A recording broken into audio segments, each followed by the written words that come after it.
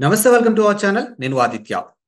గుజరాత్‌లో జరుగుతున్నటువంటి రెన్యూవబుల్ సదస్స్‌కి ఏపీ సీఎం చంద్రబాబు నాయుడు అయితే హాజరయ్యారు. ముఖ్యంగా చూసుకున్నట్టయితే సోలార్‌కి సంబంధించినటువంటి అంశంలో ఇప్పుడు ఏపీకి ఒక అద్భుతమైనటువంటి అవకాశం రాబోతున్నట్టు ఒక వార్త అయితే చాలా బలంగా వినిపిస్తుంది. మరి ఈ అంశం గురించి డిస్కస్ చేయడానికి ప్రస్తుతానికి మనతో పాటు లైవ్‌లో ఉన్నారు ప్రముఖ పొలిటికల్ అనలిస్ట్ ఎంకే రావు గారు. సార్‌ని అడిగి మన విషయాలు తెలుసుకుందాం. సార్ నమస్కారం సార్. నమస్తే. గుజరాత్‌లో జరుగుతున్నటువంటి రెన్యూవబుల్ సదస్స్‌కి ఏపీ సీఎం హాజరవ్వడం మనం చూసాము. సో, మరి ఆయన అక్కడ హాజరైనటువంటి అంశం చూసుకున్నట్టయితే సోలార్‌కి సంబంధించిన అంశం అవ్వచ్చు, లేకపోతే మిగతా ఇన్వెస్ట్‌మెంట్స్‌కి సంబంధించినటువంటి అంశంలో ఇప్పుడు ఏపీకి ప్రయోజనాలు జరగబోతున్నాయంటూ ఒక వార్త వినిపిస్తుంది. మరి ఈ సదస్సు వల్ల ఏపీకి ఎంతవరకు ప్రయోజనం కలగబోతుందసలు? ఆంధ్రప్రదేశ్‌లో ఇప్పటికే విండ్ ఎనర్జీ గాలి మరలతోటి విద్యుత్తును తయారు చేసేటువంటి కొన్ని ప్రాజెక్టులు అమలు జరుగుతున్నాయి. అదే విధంగా సోలార్ సూర్యరశ్మితోటి ఈ విద్యుత్ ఉత్పత్తి అనేటువంటిది కొత్త కాన్సెప్ట్ ఏం కాదు గానీ, ఇప్పుడు ప్రపంచంలో ఒక ట్రెండింగ్‌గా నడుస్తున్నటువంటి వాటిల్లో ఇదొకటి.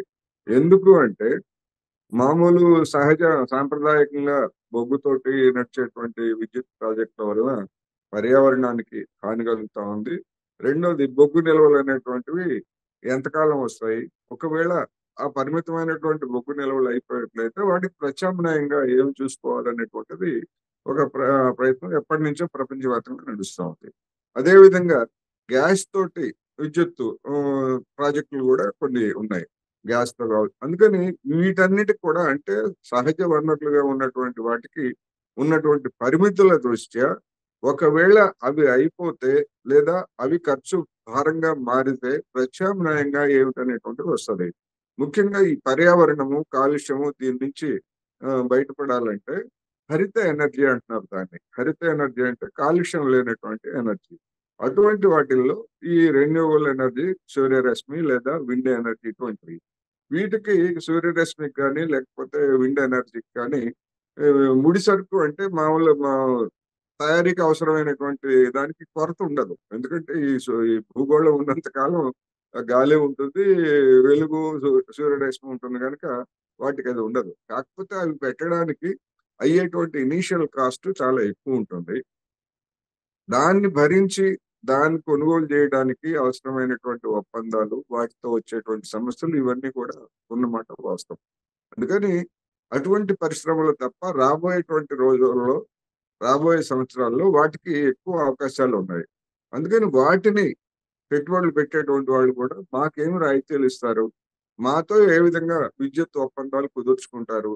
దీర్ఘకాలికమైనవి కుదుర్చుకుంటారా? లేకపోతే స్వల్పకాలికంగా కుదుర్చుకుంటారా? రేట్ ఎంత ఇస్తారు? ఇట్లాంటి అనేకమైన అంశాలు ఉన్నాయి. ఎందుకంటే పెట్టుబడి ప్రతివాడు లాభం కోసం చూస్తారు తప్ప ప్రజా సేవ కోసం చూడరు. నరేంద్ర మోడీ గారినో లేదా చంద్రబాబు నాయుడు గారినో చూసి మీరు అడిగారు కదా అని చెప్పి మేము పరిశ్రమలు పెడతామని ఎవడో రాడు. వాళ్ళకి మాకేమిస్తారు? మేము పరిశ్రమలు పెట్టి పెట్టుబడులు పెడితే మాకేంటి అనేటువంటి దృష్టే ఉంటది. అందుకని అవన్నీ కూడా మథనం జరిగేటువంటిది అహ్మదాబాద్‌లో జరుగుతున్నటువంటి సమావేశాలు. అందువలన సహజంగానే చంద్రబాబు నాయుడు గారు దానికి వెళ్లారు. అక్కడ వచ్చేటువంటి కాంటాక్టులతో గాని లేదా పరిచయాలతో గాని ఏ విధంగా అటువంటి పరిశ్రమల్ని విద్యుత్తు సంస్థలను తీసుకొస్తారనేది మనం చూడాలి. యెస్. ఇదే ఇన్వెస్ట్‌మెంట్‌కి సంబంధించినటువంటి అంశాల్లో సోషల్ మీడియా వేదికగా గత కొంతకాలంగా కొన్ని అంశాలైతే చాలా స్పష్టంగా వినిపించాయి సార్. ముఖ్యంగా చూసుకుంటే కంపారిజన్ జగన్మోహన్ రెడ్డి వర్సెస్ చంద్రబాబు నాయుడు. అంటే ఆయన అధికారంలో ఉన్నప్పుడు ఇన్వెస్టర్స్ ఎలా వచ్చారు, ఇప్పుడు ఈయన అధికారంలో ఉన్నప్పుడు ఇన్వెస్టర్స్ ఎలా వచ్చారని ఒకటి కంపారిజన్ అయితే, సెకండ్ థింగ్ చూసుకున్నట్టయితే ఇప్పుడు గుజరాత్‌ను కూడా కాదు అని చాలా మంది ఇన్వెస్టర్స్ ఏపీ వైపు చూస్తున్నారు అంటే ఒక వార్త వినిపిస్తుంది. మరి ఏపీ వైపు అలా చూడడానికి గల అంశాలు అంటే ఏం చూడొచ్చు సార్ అసలు మనం? అంటే ఇప్పుడు సొసైటీలో అనేక సామాజిక మాధ్యమాల్లో అనేక ప్రచారాలు జరుగుతా ఉంటాయి. అదే విధంగా నాయకులు కూడా అలాంటి అభిప్రాయాల్ని కలిగించవచ్చు. కానీ మనం చూసాం గతంలో 2014లో నరేంద్ర మోడీ గారు ఎన్నికల ప్రచారంలో ఒక ప్రధానమైనటువంటి ప్రచారాస్త్రంగా గుజరాత్ మోడల్ అంటే యెస్. గుజరాత్ తరహా పారిశ్రామిక అభివృద్ధిని దేశమంతటా కూడా మేము అమలు జరుపుతామని చెప్పేసి ఆ రోజు పెద్ద ఎత్తున ప్రచారం చేశారు. సరే మిగతా అంశాలు కూడా ఉన్నాయి. ఎందుకంటే మనం డెవలప్మెంట్ గురించి మాట్లాడుకుంటున్నాం కనుక గుజరాత్ మోడల్. మరి ఏమైంది? 10 సంవత్సరాలు దాటిపోయింది. ఆ గుజరాత్ మోడల్ అనేటువంటిది దేశవ్యాప్తంగా ఎక్కడైనా ఏ రాష్ట్రంలో అయినా చివరికి బీజేపీ పాలిత రాష్ట్రం బీజేపీ పాలిత రాష్ట్రం అందులోనూ బాగా వెనుకబడి ఉన్నటువంటి మధ్యప్రదేశ్ కానీ లేకపోతే ఉత్తరప్రదేశ్ కానీ బీహార్ లో కానీ ఎక్కడైనా గుజరాత్ మోడల్ ని దాన్ని డెవలప్ చేసి వాటిని పారిశ్రామికవంతంగా అభివృద్ధి చేసినటువంటి దాఖలాలు ఉన్నాయా? ఒక్క దాఖలా కూడా లేదు. నరేంద్ర మోడీ గారు ఆ ఎన్నికల సందర్భంగా మాట్లాడటం తప్ప అప్పటి నుంచి ఇప్పటి వరకు గుజరాత్ మోడల్ గురించి నోరు విప్పితే ఒట్టు. అందువలన ప్రచారం వేరు, పెట్టుబడులు వేరు అనేటువంటిది ముందు మనం గమనించాలి. ఎక్కడైనా కానీ ప్రపంచవ్యాప్తంగా చూసినప్పుడు పెట్టుబడులు ఎక్కడికి వస్తున్నాయంటే ఇప్పటికే అభివృద్ధి చెందినటువంటి ప్రాంతాలు లేదా సముద్ర తీరాలు ఉన్నటువంటి ప్రాంతాలు అటువంటి ప్రాంతాలకి పెట్టుబడులు వస్తున్నాయి. ఎందుకు అంటే లాజిస్టిక్స్ వాటికి అవసరమైనటువంటి వాటిని దిగుమతి చేసుకోవాలన్నా రేవులు కావాలి, రోడ్లు కావాలి. అదేవిధంగా తాము చేసినటువంటి ఉత్పత్తి చేసినటువంటి వాటిని ఎగుమతి చేయాలన్నా కానీ రేవులు కావాలి. అందువలన అటువంటి ప్రాంతాలకి డెఫినెట్ గా అవకాశాలు ఉంటాయి.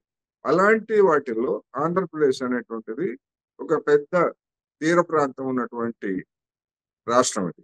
అందుకని ఇప్పటికే రావాల్సినన్ని పరిశ్రమలు కానీ లేకపోతే సంస్థలు కానీ ఆంధ్రప్రదేశ్కి రాలేదు. విశాఖపట్నం అనేటువంటిది అక్కడ ఉన్నటువంటి ఓడరేవు దానికి మొదటి నుంచి ఉన్నటువంటి ప్రాధాన్యత రీత్యా ఎవరు అభివృద్ధి చేసినా చేయకపోయినా లేదా పట్టించుకోకపోయినా అది సహజంగా అభివృద్ధి చెందుతుంది.